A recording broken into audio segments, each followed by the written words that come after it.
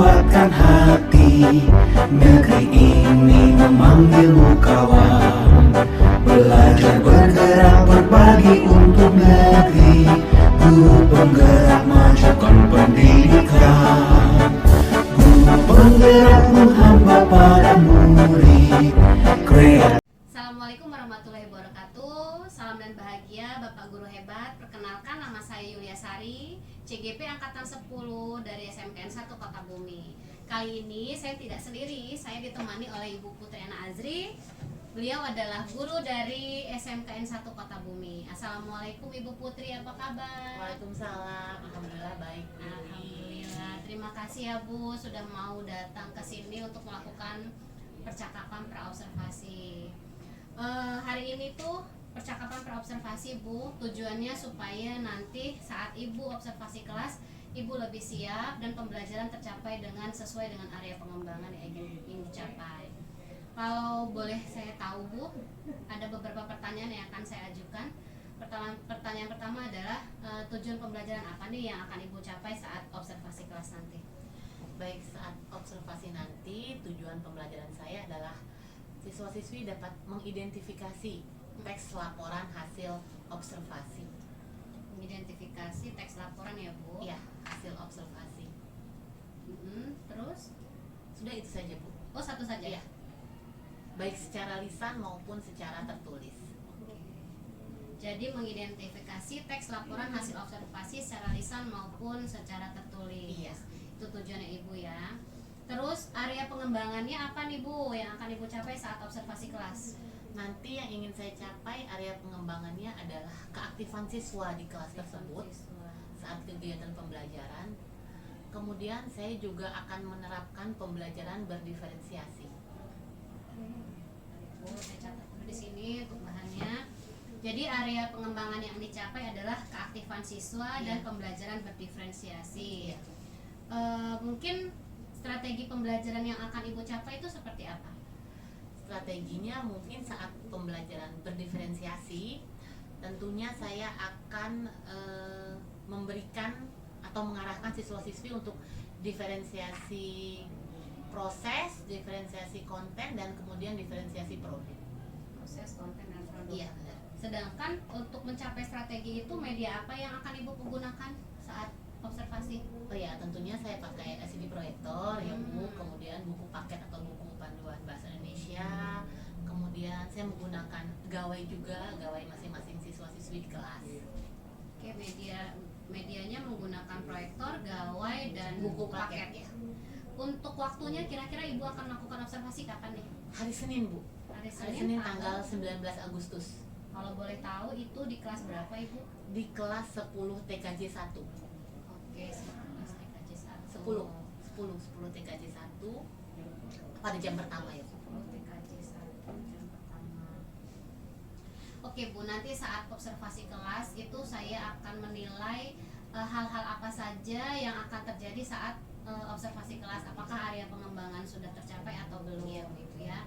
Di situ terus nanti setelah kita melakukan observasi kelas, kita akan melakukan percakapan pasca observasi, tapi nanti didampingi oleh pengajar praktik saya ya Bu ya. Nanti tanggalnya akan kita tentukan. Mudah-mudahan observasi kelas kita berjalan lancar. Amin. Ibu juga strategi pembelajaran tercapai, area pengembangan juga tercapai. Oke? Sampai di sini terima kasih Ibu atas kehadirannya. Iya Bu, sama-sama.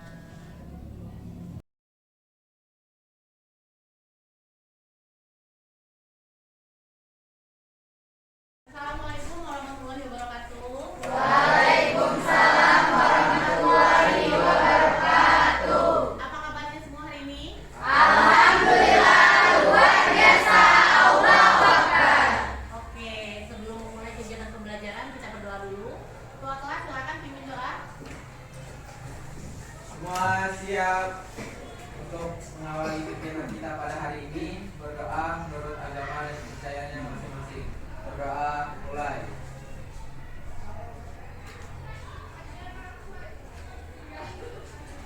Berdoa selesai. Kita absen ya.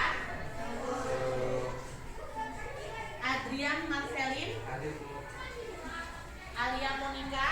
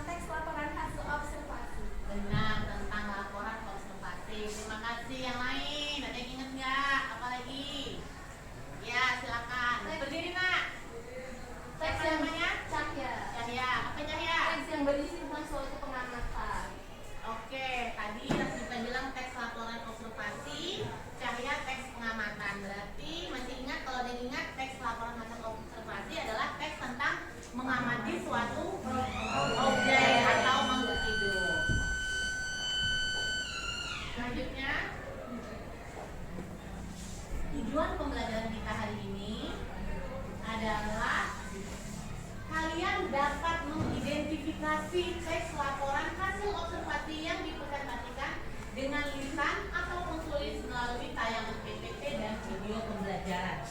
Baik, kemarin Ibu sudah share link materinya tentang teks laporan hasil observasi. Ada yang berbentuk PPT, ada tentang video pembelajaran yang mengenai teks hasil laporan observasi berbentuk YouTube, link YouTube, berbentuk PDF ada. Satu lagi dalam bentuk video juga tapi dalam bentuk Canva ya.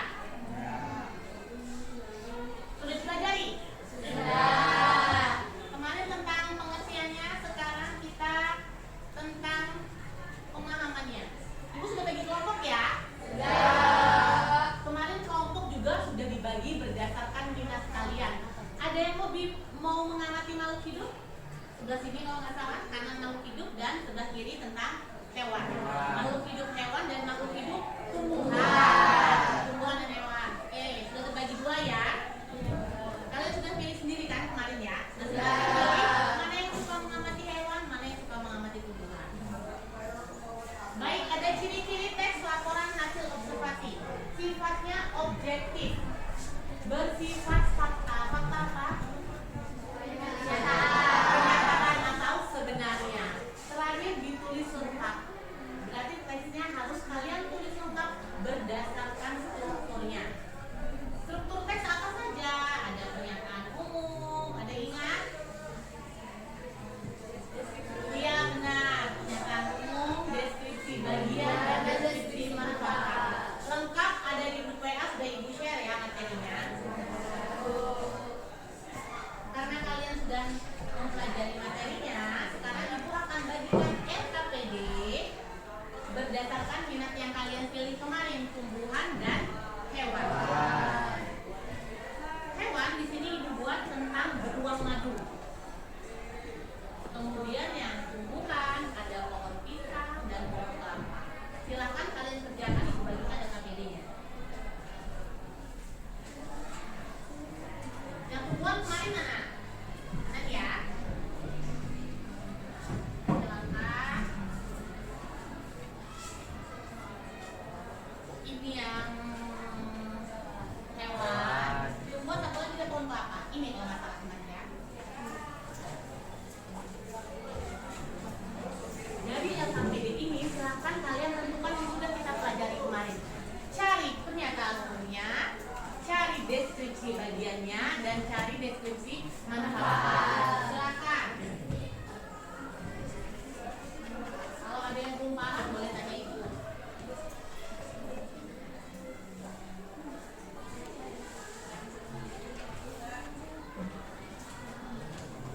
Kelompok mana yang belum?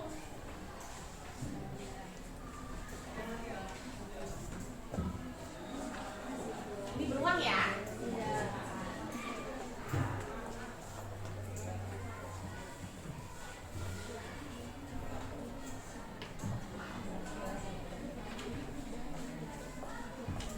Ini beruang madu.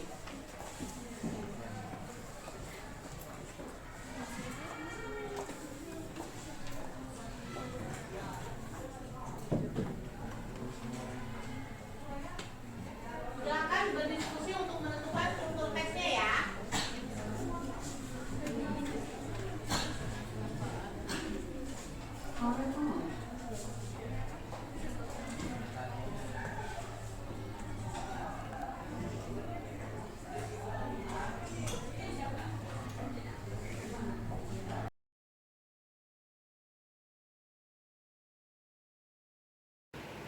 Assalamualaikum warahmatullahi wabarakatuh. Tabipun, berjumpa lagi dengan saya Yulia Sari, CGP Angkatan 10 dari Kota Bumi, Lampung Utara. Hari ini saya tidak sendiri, saya ditemani oleh rekan sejawat saya, adalah Ibu Putriana Azri, dari pendamping praktik saya Ibu Ilang.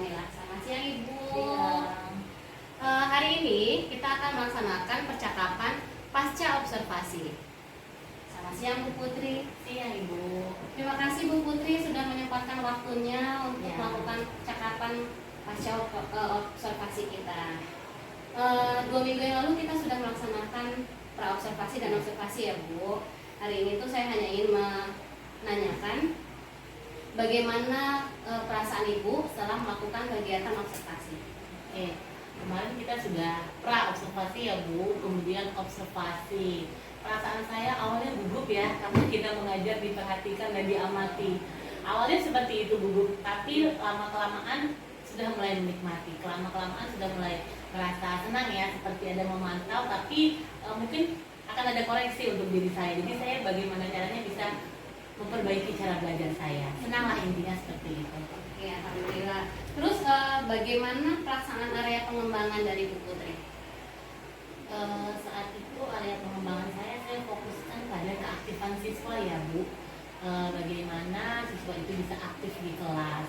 Kemudian saya juga melaksanakan pembelajaran berdiferensiasi di kelas. Dari situ Ibu bisa menilai ya sejauh mana keberhasilan dari kegiatan pembelajaran yang Ibu lakukan ya. Iya benar sekali. Saya bisa memantau seperti apa pembelajaran yang akan saya lakukan. Terus setelah pelaksanaan itu hambatannya apa aja Bu yang terjadi saat proses pembelajaran? Sebenarnya kalau proses pembelajaran tidak ada hambatan ya Bu. Pembelajaran bisa terlaksana dengan lancar. Namun mungkin ada sedikit hambatan pada siswa. Ada beberapa siswa yang namanya siswa banyak ya Bu, tidak semuanya aktif dan fokus. Ada beberapa siswa yang tidak aktif pada kegiatan pembelajaran. Oke, ada siswa yang tidak aktif dalam pelaksanaan itu. Kira-kira solusi dari hambatan itu tuh apa ya Bu?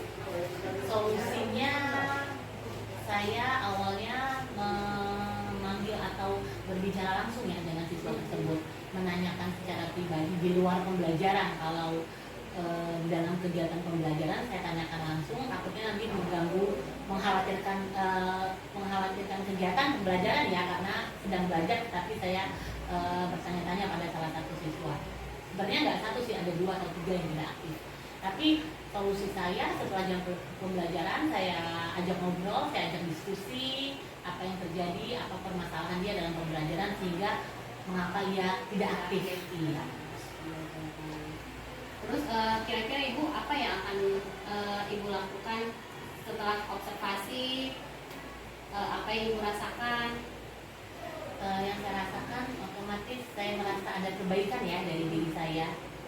Jadi saya bisa lebih optimal dan memaksimalkan kualitas pembelajaran saya tentunya Bu. Oke, terima kasih Bu Putri atas percakapan pasca observasi kita hari ini. Mudah-mudahan bisa bermanfaat untuk proses pembelajaran berikutnya ya Bu. Iya. Ya. Oke, Bu. Terima kasih Ibu ya. Kemudian di pasca di pasca